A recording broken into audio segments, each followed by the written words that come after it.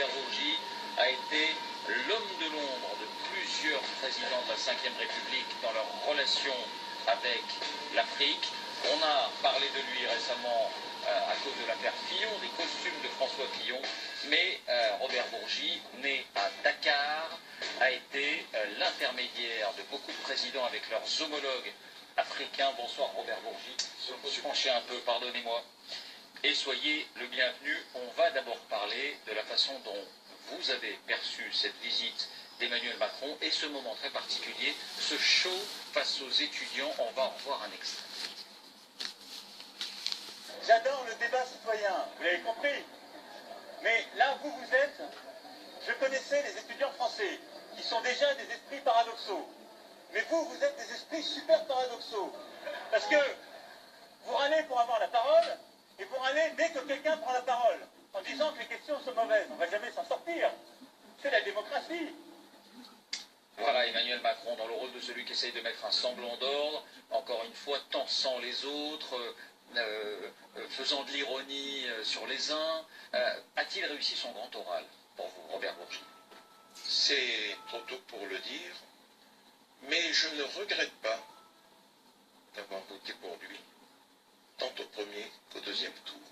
Au premier tour, vous avez voté pour lui? Absolument, pour des raisons que vous devinez. Et j'attendais ce premier voyage africain de M. Macron.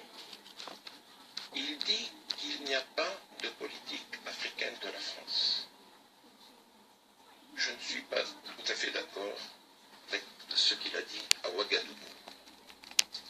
D'abord, il a bien fait de choisir Ouagadougou.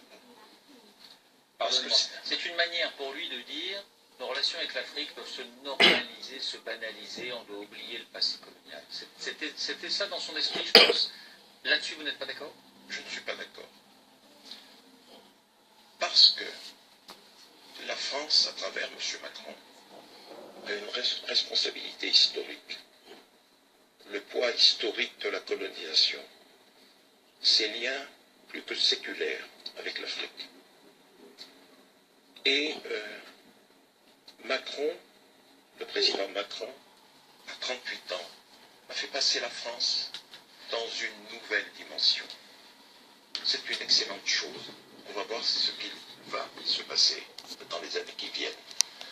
Mais c'est grâce à cette jeunesse du président français que les Africains attendent beaucoup de lui. La jeunesse africaine.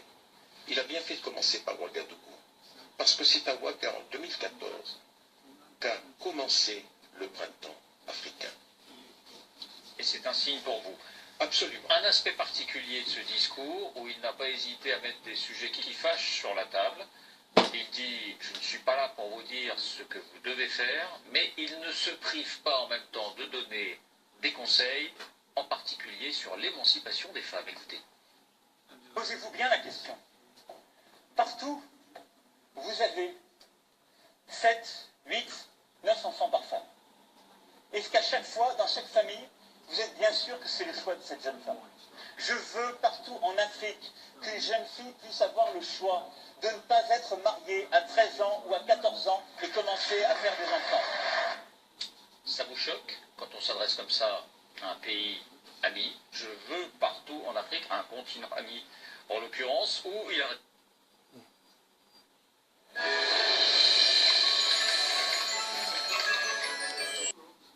Je ne suis pas d'accord avec la façon de s'exprimer du président Macron, parce qu'il me donne l'impression qu'il ignore tout de la société africaine. Ce langage passe en Europe, dans les sociétés occidentales. Il passe légèrement dans les sociétés africaines, parce que la femme ou les filles sont prisonnières de croyances multiséculaires et le poids de la société traditionnelle est énorme en Afrique. Donc il a manqué de tact d'après vous? Tout à fait. Tout à fait de tact. Tout à fait. Il aurait dû s'exprimer autrement. Tout à fait. Émettre un souhait, émettre un vœu. Et la manière dont il s'est exprimé ressemble à du coercitif.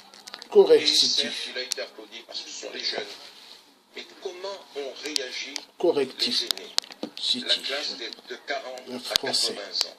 Je ne pense pas que ce soit passé auprès d'eux. Robert Bourgi, vous avez été proche de Jacques Chirac, vous avez été proche de Nicolas Sarkozy, vous avez été proche entre-temps aussi de Dominique de Villepin, d'autres. Est-ce que vous avez proposé vos services pour l'Afrique à Emmanuel Macron? Pourquoi voulez-vous que je les propose? Parce que vous l'avez proposé à d'autres. C'est pas pareil. Il y a un compagnonnage avec le président Chirac. Il a été mon maître à penser. J'ai été une groupie pour le président Chirac. Mais j'étais un ami de Nicolas Sarkozy. Et un ami à travers cette émission, je souhaiterais lancer des messages au président Macron. C'est bien beau l'économie. C'est bien beau d'avoir été accompagné par des patrons de start-up. C'est bien beau d'avoir parlé de l'immigration.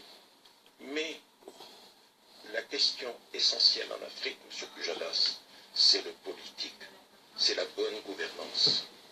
Les colonies africaines ont donné à la France, en 14-18, en 39-45, des centaines de milliers de soldats qui sont morts pour la sauvegarde de la liberté, au profit de notre pays et de l'Occident.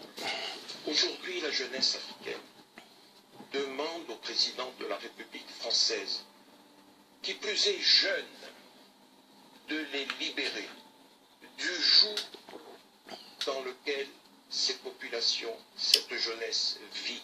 Vous, Robert la faute de despotes. Vous, Robert Bourgi, Qui sont là, oui, absolument, M. Pujadas. vous êtes connu pour avoir été l'ami de ces despotes, même si vous avez pris vos distances ensuite. M. Pujadas, comme disait le président Chaban-Delmas, il n'y a que les imbéciles qui ne changent pas d'avis. Et comme le disait le général de Gaulle, pour qu'une nation soit grande, il faut qu'elle épouse le mouvement général du monde.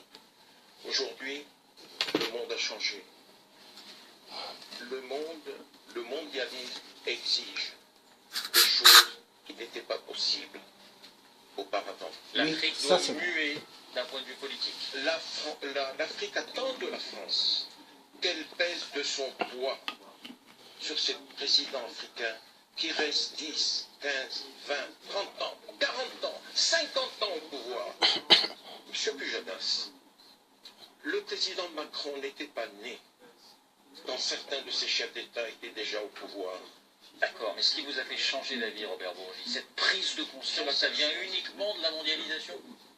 Monsieur Pujadas, les temps qui changent, chacun de nous a une conscience. Lorsqu'en 2011, je dénonce le financement par l'Afrique des partis politiques français, la planète m'est tombée dessus.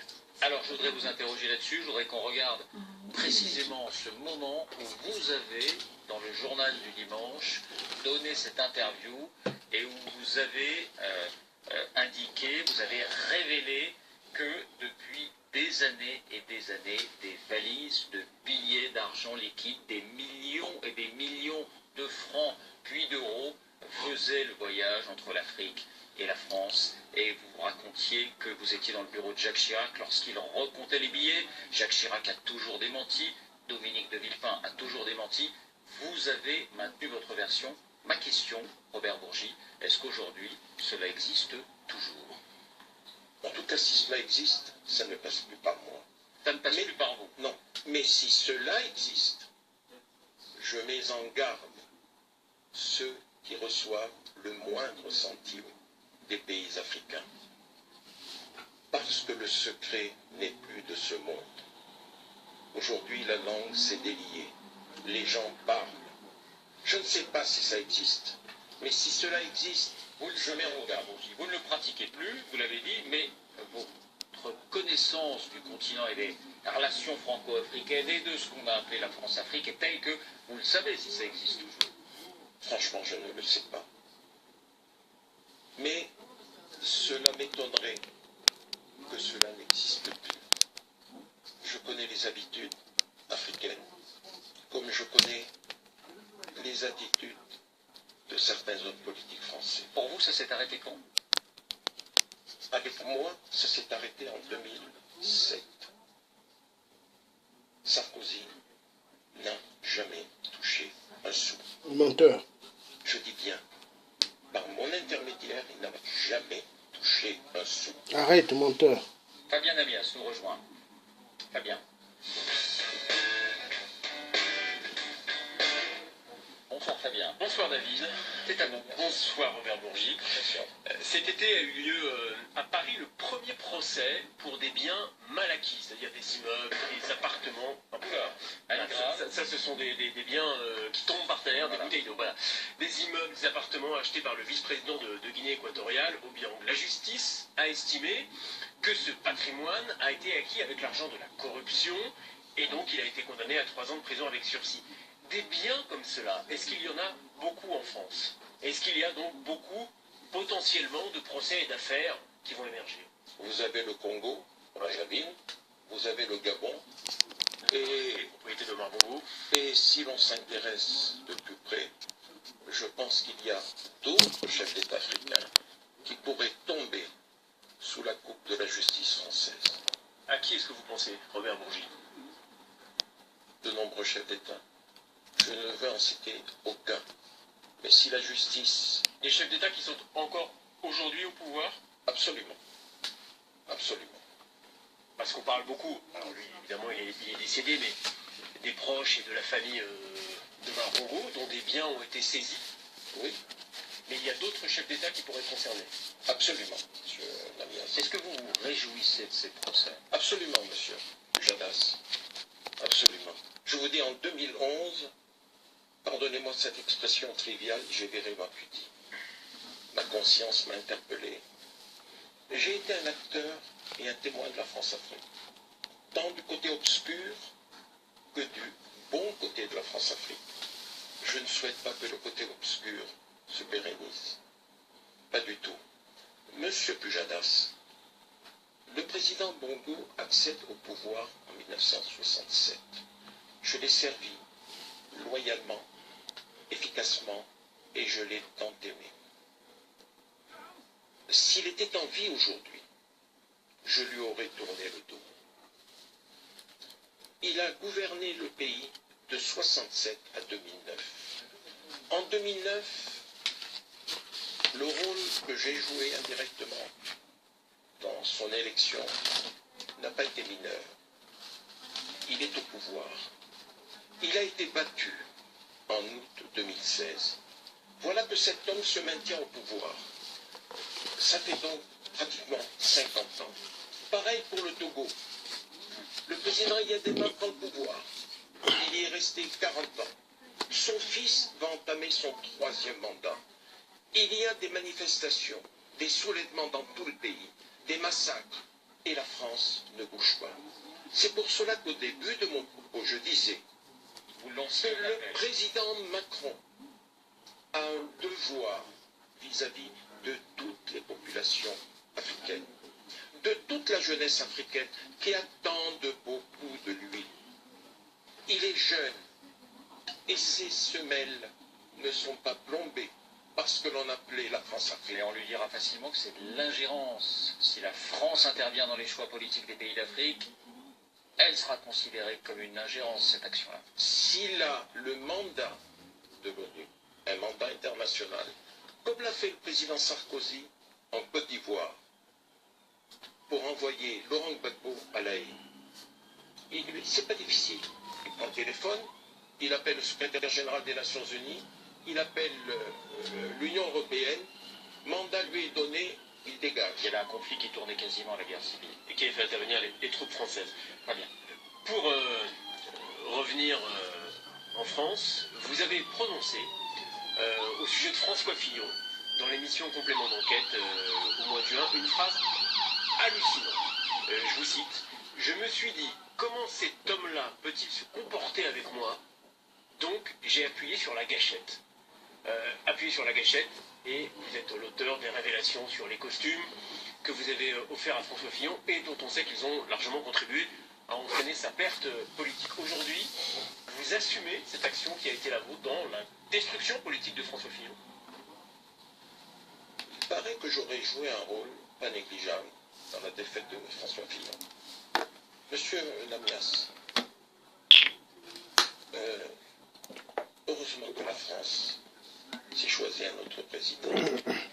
Parce que tôt ou tard, d'autres révélations seraient apparues et qui auraient largement entaché la réputation de notre pays. Des révélations de quelle nature?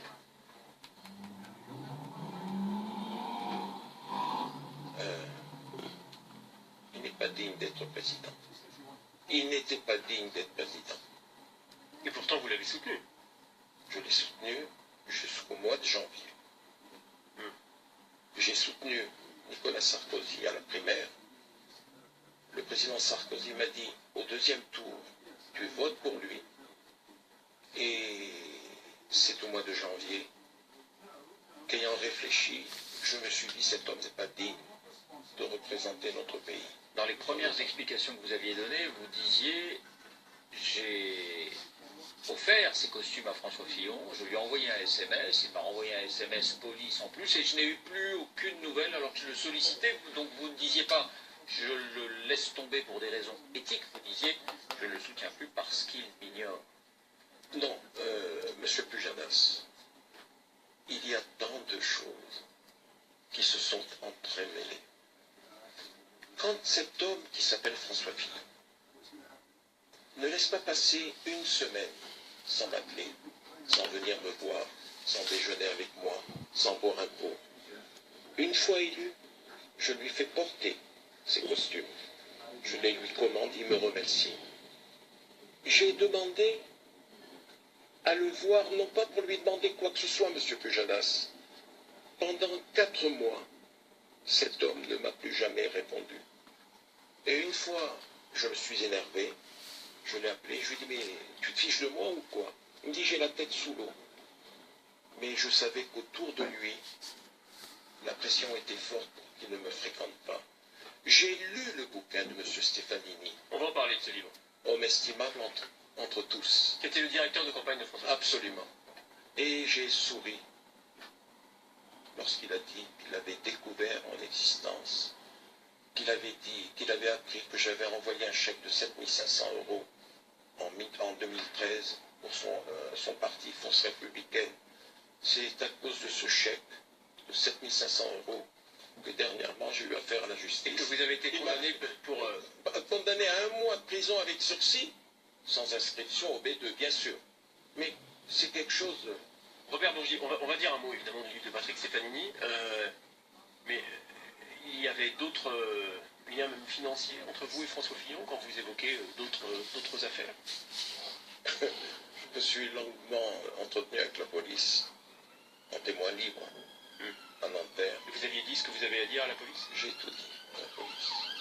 Et je pense que je n'apprenais rien au commissaire divisionnaire Lézard, le patron de l'Oclif.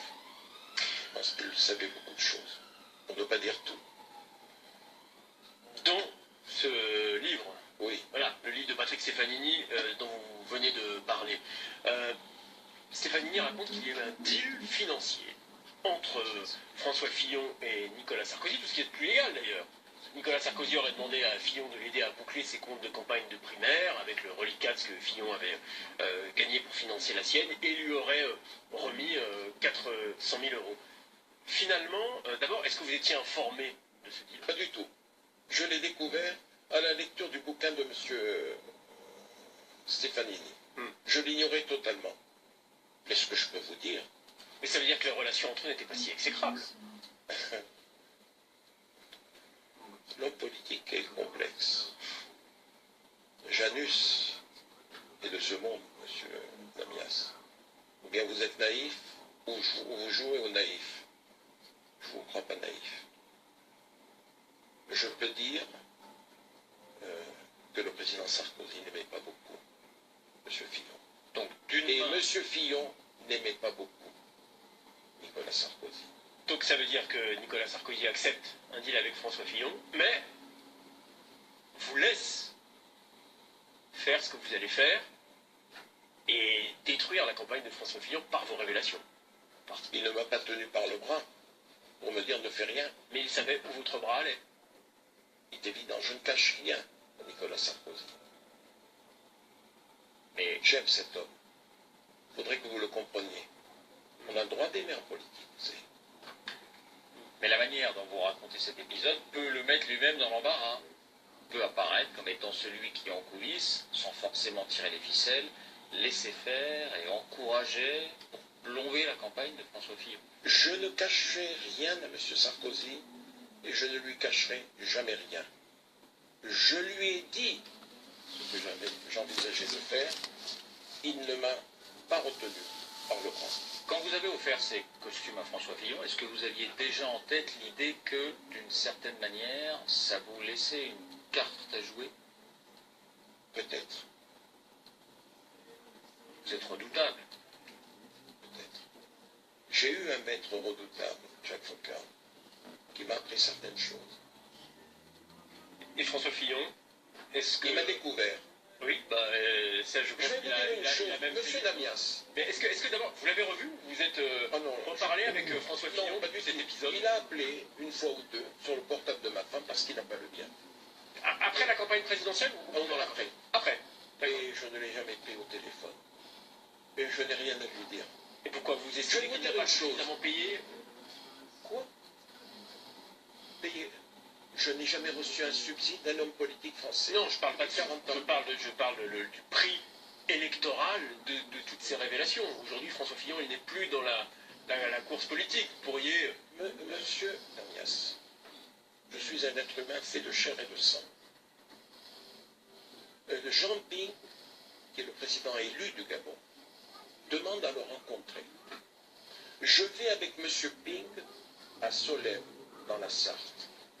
Nous déjeunons ensemble à 3 au Grand Hôtel de Solem. Quelque temps après, je lis dans Jeune Afrique une intervention de Bernard Debré et qui dit carrément que je suis un menteur, que je n'ai jamais été à Solem et que le président Ping ment et qu'il n'a jamais été reçu à Solem par François Fillon. J'appelle François Fillon. Je lui dis François, il y a une interview de Bernard Debré dans Jeune Afrique qui est insupportable pour moi et insupportable pour Jean Ping. Il faut que tu la démentes. J'attends toujours le démenti. Ça, je ne le pardonne pas. Ou bien on est un homme d'honneur, on ne l'est pas. C'est l'heure de l'info en plus. On va encore parler d'argent. Comment, en une seule journée, une journée de solde, un homme est devenu le plus riche du monde devant les patrons d'Apple ou devant les patrons de Google, le plus riche de la planète? Les changements vont vite dans le monde. Lucas Agela nous rejoint pour l'info en plus.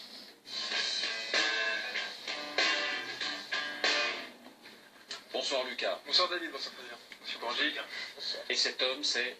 Et cet homme, c'est Jeff Bezos, le PDG d'Amazon, le géant du commerce en ligne. Alors si David, si vous avez profité comme beaucoup d'entre nous du Black Friday la semaine dernière pour refaire vos emplettes sur Internet, vous avez très certainement contribué à l'enrichir, car selon une étude américaine, 50% des transactions qui ont été effectuées sur Internet dans le monde vendredi dernier l'ont été sur Amazon. Rendez-vous compte, c'est vraiment colossal. Résultat, l'action Amazon a encore bondi de 5% la semaine dernière, plus de 60% en un an. Et comme Jeff Bezos possède 79 millions d'actions de sa propre entreprise, il pèse désormais plus de 100 milliards de dollars. 100 milliards de dollars de fortune. 100 milliards de dollars de fortune. Alors c'était presque inenvisageable il y a encore une quinzaine d'années. C'est la deuxième fois seulement dans l'histoire qu'un homme dépasse les 100 milliards de dollars de fortune. La première fois, c'était en 1999, c'était Bill Gates. Et à l'époque, Jeff Bezos était certes déjà milliardaire, mais sa fortune était estimée qu'à 1,5 milliard de dollars, car, entre guillemets évidemment, en 22 ans, Amazon est devenue la troisième entreprise mondiale en termes de capitalisation. Regardez, juste derrière Google et Apple, 577 milliards de dollars de capitalisation pour Amazon. C'est bien simple, c'est plus que le PIB de l'Argentine. Amazon vend de tout, des livres, des lave-linges, même des cours de maths et même des produits frais maintenant, des légumes ou encore des prestations de ménage. Surtout Amazon vous les apporte partout en moins de 2 heures dans les grandes villes. Elle a même testé la livraison par drone récemment. Si vous n'allez pas à Amazon, Amazon viendra à vous. Et on commence même à dire que ça devient un sujet de souveraineté nationale. Amazon, c'est américain, c'est un géant. Est-ce que ça signifie, chaque fois qu'Amazon gagne 1% en bourse, que c'est autant de perdu pour les formes traditionnelles de commerce Alors effectivement, alors au-delà du débat, est-ce que Amazon est un bon payeur d'impôts, notamment, qui peut rogner sur la souveraineté des pays? Effectivement, il y a, quand le commerce en ligne rit, généralement le commerce traditionnel pleure. Les premières victimes, ce sont les libraires. Selon le syndicat national des libraires, les librairies perdent en moyenne 10% de leur chiffre d'affaires chaque année, depuis 5 ans. Alors on a pointé du doigt longtemps la FNAC comme responsable du malheur des libraires. Eh bien la FNAC, elle aussi, a connu d'importantes difficultés, avant elle aussi de finir par tout miser sur le commerce en ligne et se de rapprocher avec Darty. Et dernier exemple en date, celui des Galeries Lafayette. Le groupe a annoncé hier qu'il envisageait de céder presque la moitié de ses points de vente pour en faire des franchises. Et ça illustre encore une fois toutes les difficultés que connaissent tous les grands magasins, avec des conséquences en termes d'emploi, de chiffres. Pour illustrer ça, les Galeries Lafayette, c'est 14 000 salariés en France, Amazon en France, 5 000 salariés. Robert Bourgi, un mot rapide de commentaire, ça vous inspire quoi? J'aurais dû être Monsieur Bezos. Merci Robert Bourgi d'avoir répondu à nos questions ce soir. Merci Lucas, merci Fabien. On vous retrouve demain dès 5h45. C'est tôt, mais ça vaut le coup, la matinale. Parce qu'elle sera bouillonnante. Bouillonnante, Voilà. de Pascal de la Tour du Pin. Merci à vous de nous avoir suivis. Tout de suite Arlette Chabot pour Politiquement Chaud. Et avant cela, Hélène Lecomte pour les infos. Merci de votre attention. La rediffusion à 22h35. À demain, merci.